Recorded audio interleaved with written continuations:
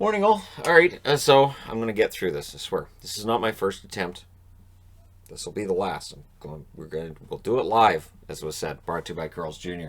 So, and we'll discuss why I may say brought to you by Carl's Jr. First of all, if you've never seen Idiocracy, by all means pause this video, go watch the movie Idiocracy, and then come back.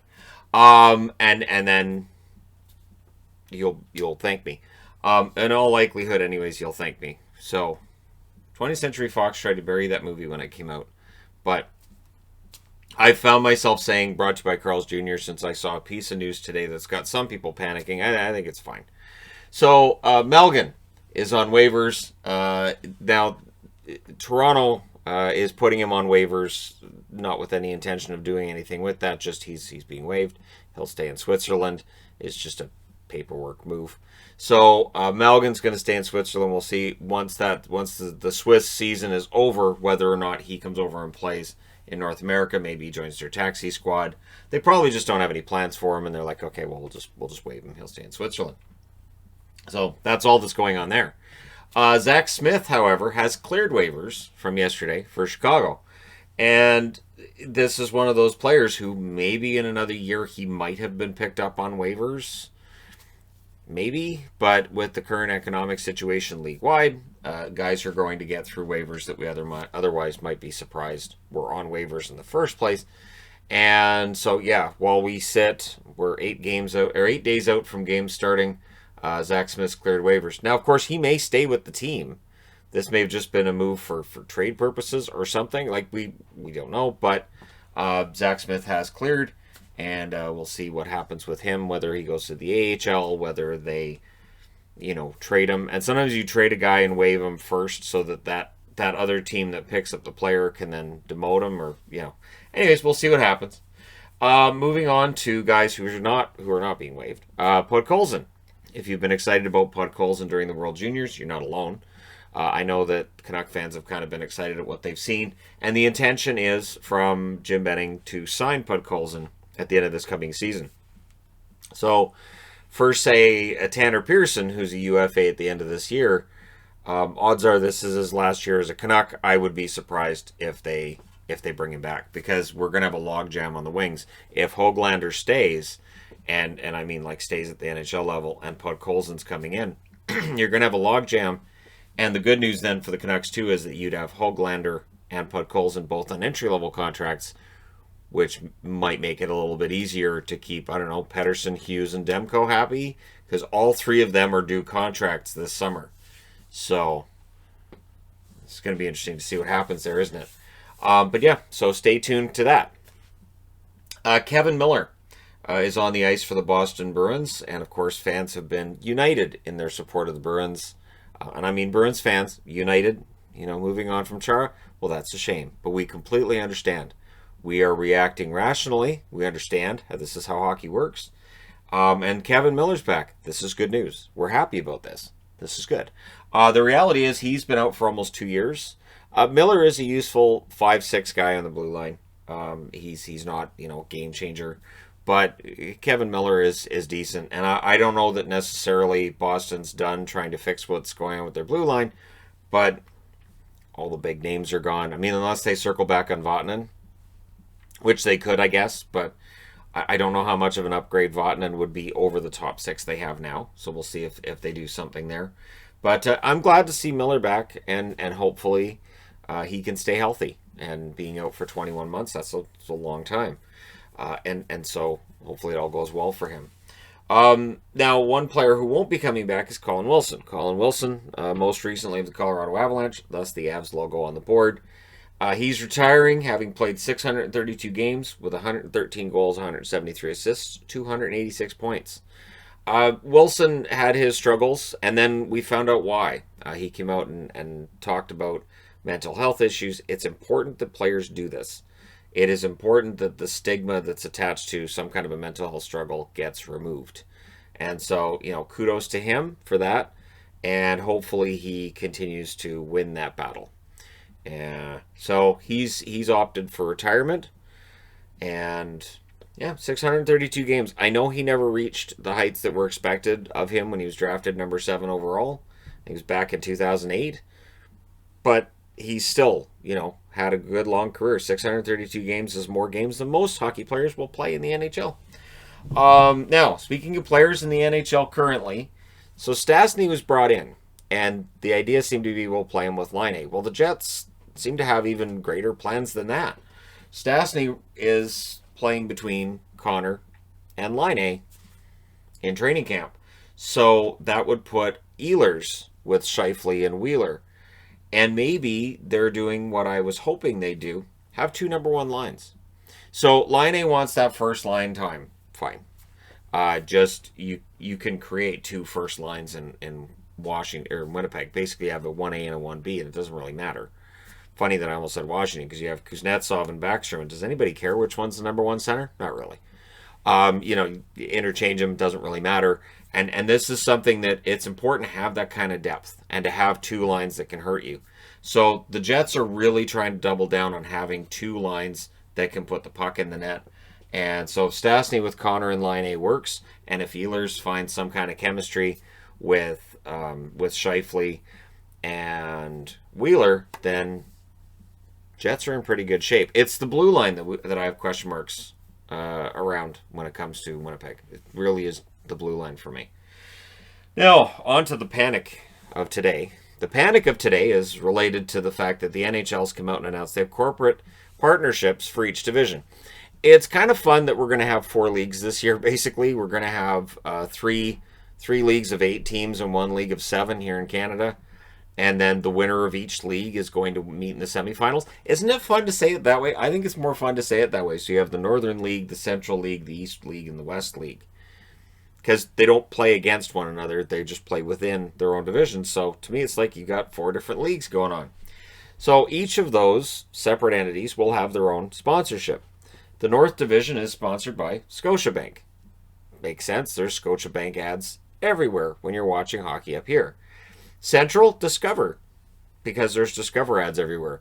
And I always think of that ad, and I know it was from like Evening at the Improv. It was it was just one of those throwaway jokes you hear when you're listening to a stand-up comic, and it's always stuck with me where he said what you discover when you have a Discover card is nobody takes Discover. That's what stuck with me. The East, Mass Mutual. So since Mass is like Massachusetts, Boston wins the division, then people can say, well, the sponsor made that happen. And the West is sponsored by Honda. So if Anaheim does really well, there you go. Honda Center, Honda Division. It makes sense. So I know people are going to be up in arms, and there's been some. I think it's the minority. I do. I think it's the minority that are up in arms over this. This sponsorship. I saw one say, that's it. That's trouble. I'm not watching hockey anymore. Because of what the divisions are called? Wow. Anyways, as the weirdest reason to stop watching something. It really is. It's, hey, we got you a Ferrari. Oh, it was a great Ferrari. It's named Doug. I can't drive Doug. I can't do. I can't feel good about myself. I think this is a great car, but with the name like Doug, who cares? It's a Ferrari. Drive the damn thing. So yeah, the 4 divisions have 4 sponsors.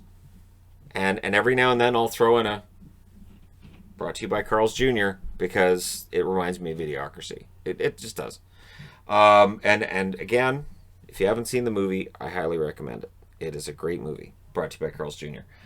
Dallas. So the reason I'm wearing a Dallas jersey is that Stephen Johns is going to the team's camp. He's going through all the testing and everything. He's going to the team's camp. He was listed as the not playing. So he was listed as not playing this season. And I guess he had second thoughts. Honestly, when Johns is on that blue line, it seems to give a boost to Dallas. If Johns is going to come in and play, that could honestly be, I'm not going to say like a huge deal like a huge difference maker, but it helps. It helps. Stephen Johns being on that blue line will help. And it'll be interesting to see which pairing he ends up on. And what other moves Dallas might make. Because they would have been planning this season for, okay, so Johns isn't going to play. And odds are if they make any move on the blue line, like if they decide to make a trade or anything, you would probably want to wait until at least 2 games into the season. Just to make sure he's comfortable, just to make sure he's going to stick around and that everything's good. And then, yeah, maybe you can look at making a move on the blue line. Speaking of players coming back. So players that we're hoping can be healthy again, like a Kevin Miller, like Stephen Johns, Nolan Patrick. Full participant in practice for Philadelphia. It looks like he's going to get a chance to resume his career, and good on him.